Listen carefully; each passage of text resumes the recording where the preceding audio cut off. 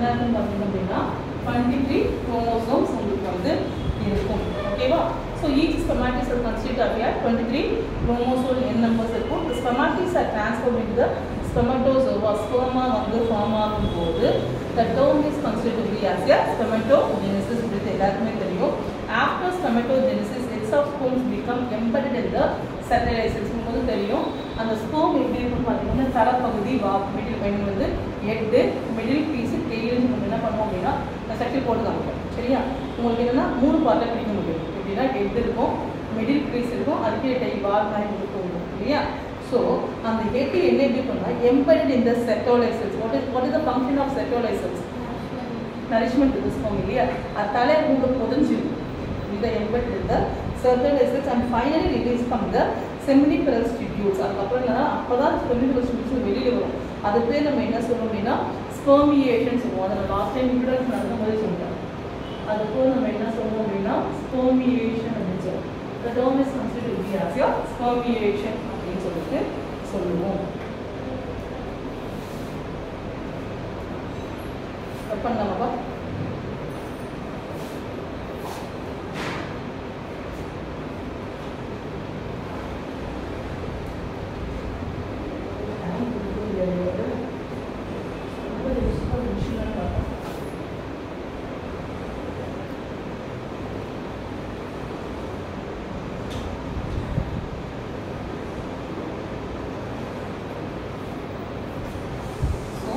Next part is considered to be as a spermatogenesis. எந்த ஏஜ்ல நம்ம ஸ்டார்ட் ஆகும்? when the spermatogenesis is started.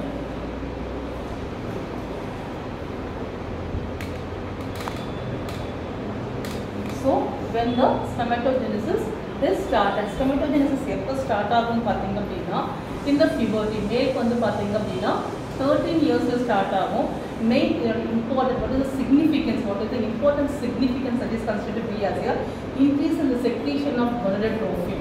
இதில் ஒரு ஹார்மோன் செக்ரீஷன் நம்ம அந்த puberty 13 ஏஜில் வரும்போது பார்த்தீங்க அப்படின்னா பையனுங்களுக்கு ஒரு மேல் ஹார்மோன் செக்ரேட் ஒரு முக்கியமான ஒரு ஹார்மோன் செக்ரேட் ஆகும். அந்த ஹார்மோனோட நேம் நம்ம என்ன சொல்லுவோம் அப்படின்னா gonadotrophin அப்படின்னு சொல்லுவோம்.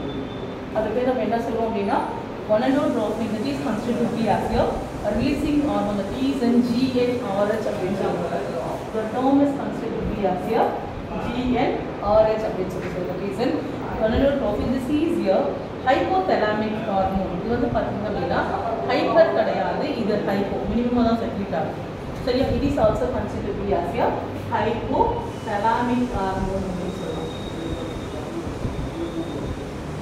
hypothalamic hormone. Spermatogenesis இருக்கும்போது பார்த்தீங்கன்னா the term is considered to be as a gonadotrophin GnRH சொல்லுவாங்க. இது எந்த ஏஜ் செக்ரேஷன் ஆகும்? மேலுக்கு from the puberty of the age of 13 இருந்து உங்களுக்கு செக்ரேஷன் நடக்கும். ஸோ இதுக்கு மெயினாக வந்து பார்த்தீங்க அப்படின்னா it is considered to be as a hypothalamic hormone அப்படின்னு சொல்லிட்டு நம்ம சொல்லலாம். ஓகேவா? ஸோ இது என்னெல்லாம் பண்ணோம் அப்படின்னா it increase the levels of GnRH reacts with the anterior pituitary gland. இது என்ன பண்ணோம் அப்படின்னா மெயினாக வந்து பார்த்தீங்க அப்படின்னா it should be act as a anterior pituitary gland and stimulate the secretion of 2 gonadotrophins. மெயினாக வந்து பார்த்தீங்க அப்படின்னா இந்த anterior pituitary gland ரெண்டு ஹார்மோன் செக்ரேஷன் இருக்கும். ஒன்று வந்து பார்த்தீங்க அப்படின்னா luteinizing hormone, another வந்து பார்த்தீங்க அப்படின்னா follicle stimulating hormone. ஸோ இந்த gonadotrophin செக்ரேட் ஆகும்போது ரெண்டு செக்ரேஷன் வரும். That is one is considered to be as LH. LH stands for luteinizing hormone and FSH stands for the follicle stimulating hormone அப்படின்னு சொல்லுவோம். Next one is considered to be as a follicle stimulating hormone சொல்லுவோம். So what is mean by the LH? So LH என்ன ma'am பண்ணுமே? LH act as considered to be as a Leydig cells. இல்லையா? இந்த luteinizing hormones என்ன ma'am பண்ணும் அப்படின்னா Leydig cells வந்து பார்க்கலாம். Leydig cells and stimulate the synthesis and secretion of androgen.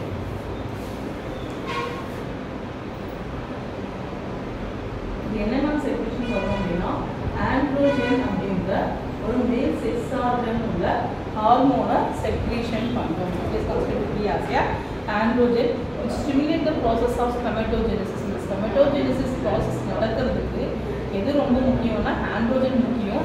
அந்த ஆண்ட்ரோஜன் எங்கேருந்து செக்ரேஷன் லேடிஸ் அது எங்கேருந்து ஃபார்மேஷன் ஆகுதுன்னா luteinizing ஹார்மோன்ல தான் உங்களுக்கு ஃபார்மேஷன் ஆகும். சரியா? ஸோ next வந்து பாத்தீங்கன்னா FS it is considered to be as a follicle stimulating hormone அப்படினு சொல்லுவோம். இந்த follicle stimulating hormone எங்க இருக்கும் பார்த்தா particularly it is present in the part of Sertoli cells. எங்க இருக்கும் பார்த்தீங்கன்னா it is present in the part of the Sertoli cellsல இருக்கும். ஓகேவா? இது என்ன பண்ணோம்னா but secretion of certain factors in the process of இது வந்து பாத்தீங்க அப்படினா spermatogenesis process வந்து helpful ஆ இருக்கும். ஓகேவா? It should also helpful in the part of the process of spermatogenesis இருக்கும். So sperm is a single cell. Man sperm வந்து multicellular இல்ல வந்து unicellular. இது ஒரு question. Single cell தான். This considered to be as a single cell. Repeat it important one more.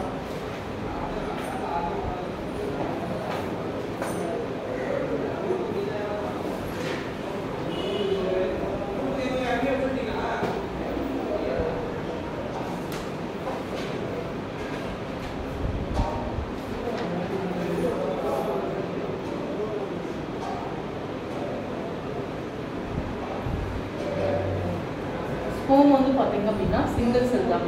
ஓகேவா? Sperm is considered to be as a single cell அப்படினு சொன்னா it is a microscopic structure. நம்மால கண்டிப்பா கண்ணுல பார்க்கக்கூடிய விஷயம் கிடையாது. It is a microscopic structure composed of இது என்ன இருக்கும் அப்படினா head, neck, middle piece and tail.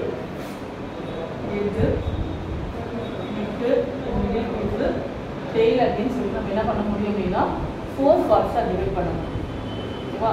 head, neck, tail அப்படினு சொல்றோம்னா மிடில் பீஸ் வந்து 4 பார்ட்டா நம்மால பிரிக்க முடியும். சரியா? ஓகேவா? Ma'am a plasma membrane in the whole body of the sperm. Ma'am அந்த sperm எப்படி மேம் கவர் ஆயிருக்கும் அப்படினா plasma membrane is fully covered by the envelope. ஒரு envelope கவர் ஆயிருக்கும். அந்த envelope நேம் நம்ம என்ன சொல்றோம் அப்படினா it is considered to be as a plasma membrane. செல்லுல plasma membrane கொடுக்கிறோம் இல்லையா? Animal cell கேள்விப்பட்டிருப்பீங்களா? it is animal cell. Animal cell, human cell, both are cell. Yeah. So அது மேல coverage இருக்கும். Plasma membrane has the same condition. Sperm also covered by the envelope. The envelope name is considered to be as a plasma membrane. அது பேர் நம்ம என்ன சொல்றோம் அப்படினா plasma membrane அப்படினு சொல்லிட்டு சொல்லுவோம். ஓகேவா? So the sperm head contains the elongated haploid nucleus. Ma'am அப்போ sperm வந்து பாத்தீங்க அப்படினா 4 டிவிஷன்ஸா நம்மால பிரிக்க முடியும். இல்லையா? அப்போ neck partல என்ன மேம் இருக்கும்? headல என்ன மேம் இருக்கும்? நான் ஆல்ரெடி இந்த மைட்டரி டிவிஷன் சொல்லும்போது அது எங்க போய் பொதுஜ் இருக்குன்னு சொன்னா அப்படின்னா எந்த செல்ஸ்ல பார்த்துருக்கோங்க செமிஃபிலஸ் டிவிஷன்ல தான் இருக்கும். ஸோ அதுக்கப்புறம் தான் வந்து டிவிஷன் ஆகி மொபைலிட்டி பார்க்கலாம் அப்படின்னு நான் உங்ககிட்ட சொன்னேன் இல்லையா? ஸோ இந்த என்வலப்ல வந்து பார்த்தீங்க அப்படின்னா the sperm head contains elongated haploid nucleus. இந்த ஹெட்ல என்ன மேம் இருக்கும் அப்படின்னா elongated கொஞ்சம் நீண்டு வரும். It is considered to be as a elongated haploid nucleus இருக்கும். elongated haploid nucleus இருக்கும். ஓகேவா? elongated haploid nucleus. Anterior portion which is covered by the cap-like structure. Anterior கீழே வந்து எப்படி இருக்கும் அப்படின்னா ஒரு மாதிரி cap-like தொப்பி போட்டா மாறும். சரியா? அது பேர் நம்ம என்ன சொல்றோம் அப்படின்னா the term is considered cap-like structure is considered the anterior part. அந்த cap-like structure பேர் நம்ம என்ன சொல்றோம் அப்படின்னா acrosome அப்படின்னு சொல்றோம். அது பேர் நம்ம என்ன சொல்றோம் அப்படின்னா acrosome அப்படிங்கிற term சொல்லுவோம். இது ஒரு 1 மார்க்ல கேட்கக்கூடிய क्वेश्चन. So மேம் அந்த acrosome ல என்ன ma'am what it should be present in the acrosome. acrosome ல என்னெல்லாம் மேம் இருக்கும் அப்படின்னா acrosome is present with the filled of enzymes. கண்டிப்பா it should be filled with the enzyme themselves. It is helping the fertilization of the ovum. இதுல பார்ட்ல என்ன இருக்கும் அப்படின்னா fully enzymes இருக்கும்.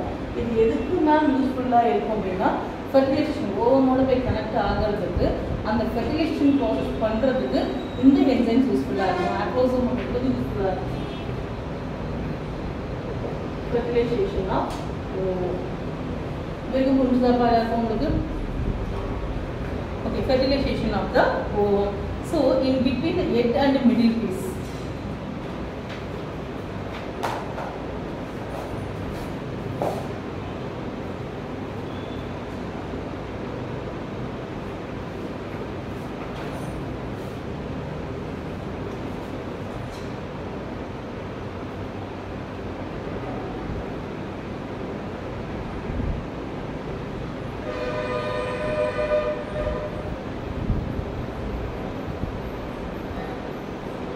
rough diagram. Okay, it is the structure of foam. இல்லையா? So நான் என்ன சொன்னேன், இந்த cap type structure சொன்னேன் இல்லையா? இந்த part தான் நான் என்ன சொல்றேன் அப்படின்னா acrosome அப்படின்னு சொல்றேன். ஓகேவா? So இந்த acrosome தான் உங்களுக்கு ஃபுல்லா என்ன இருக்குன்னா, it should be the fine enzymes which should be present. இந்த enzymes எதுக்கு யூஸ்ஃபுல்லா இருக்குன்னா fertilization process பார்க்க ஓவுக்கு உங்களுக்கு யூஸ்ஃபுல்லா இருக்கும் அப்படின்னு சொன்னேன் இல்லையா? ஸோ மெயினாக வந்து பார்த்தீங்க அப்படின்னா இன்னொரு ப்ராசஸ் வந்து the between the head and middle piece இந்த எட்டுக்கும் இந்த மிடில் பீஸ் இருக்கு இல்லையா உங்களுக்கு it is considered to be as a இதுதான் நம்ம என்ன சொல்லுவோம் it is considered to be as a head part middle piece அப்படின்னு சொல்லுவோம். நெக்ஸ்ட் வந்து பார்த்தீங்க அப்படின்னா tail part head neck middle piece tail part.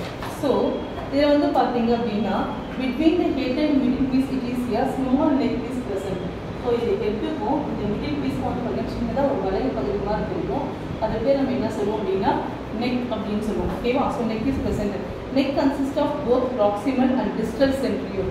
நாங்கள் இந்த நெக் பார்ட்டில் என்ன மேம் இருக்கும் அப்படின்னு பார்த்தீங்கன்னா ரெண்டு இருக்கும். என்ன அப்படின்னா it is present in the consistence of வந்து ரொம்ப மைண்டாக தெரியாது. பட் மைக்ரோஸ்கோப்பில் பார்க்கும்போது ஐடியா வந்து it is presence of the proximal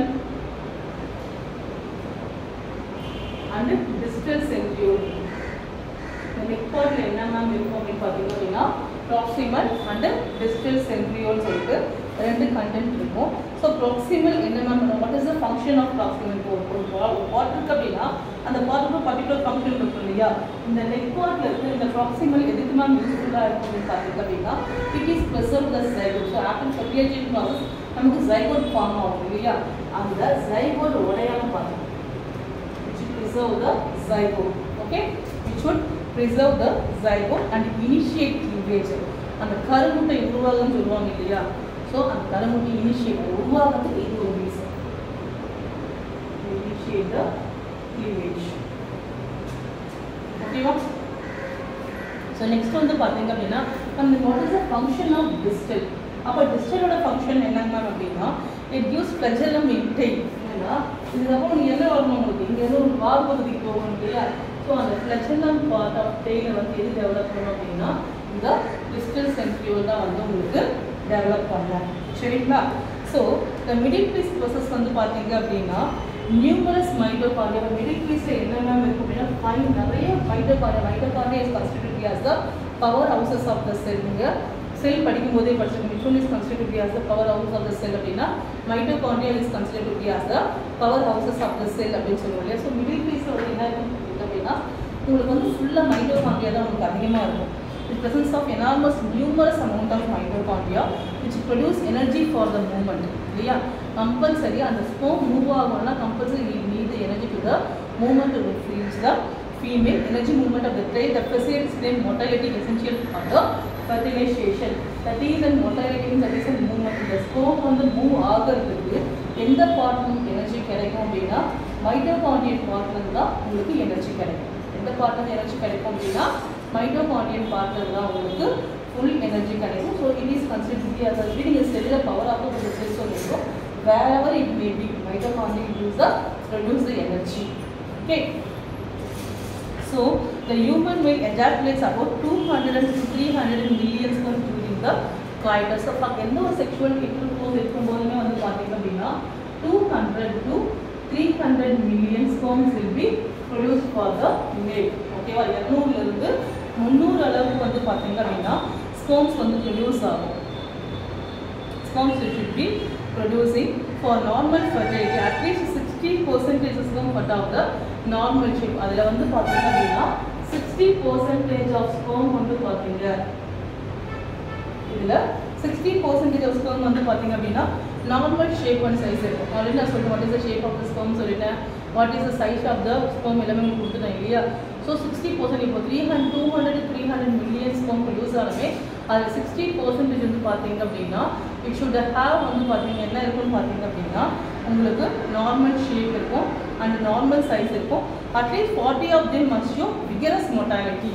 so அதில் வந்து பார்த்தீங்க அப்படின்னா 40% வந்து பார்த்தீங்க அப்படின்னா it should be have the reason fast movement அதிகமாக இருக்கும். The term is considered to be as a vigorous motility அப்படின்னு சொல்லலாம்.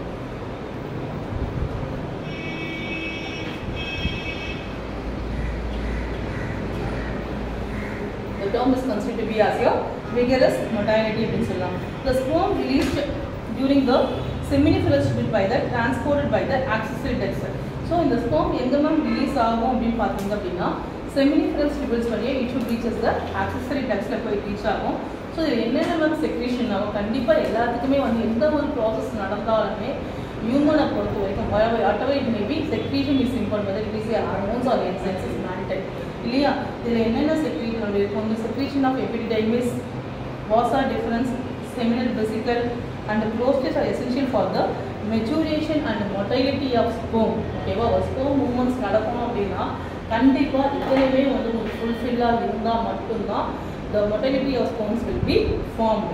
ஓகே அதில் என்னென்ன இருக்கும் அப்படின்னா எபிடெமிஸுக்கு இது வந்து உங்களுக்கு என்சிஆர்டி புக்கில் இருக்கிற ஒரு சிலபஸ் தான் அது வந்து எக்ஸ்ட்ரா தான் எழுதி போடுறேன். ஓகேவா ஸோ எபிடைமிஸ் இருக்கும் vasa deferens seminal vesicle and prostate இதெல்லாம் வந்து it should be everything present in the CBSE books. சரி ஸோ நெக்ஸ்ட் வந்து பார்த்தீங்க அப்படின்னா seminal plasma along with sperm constitute of the semen. So இந்த செமினல் பிளாஸ்மாவோட ஸ்பெர்ம்ஸ் கூட என்னென்ன இருக்கும் அப்படின்னா it should be consistent of presence of semen presence உங்களுக்கு அதிகமாக இருக்கும்.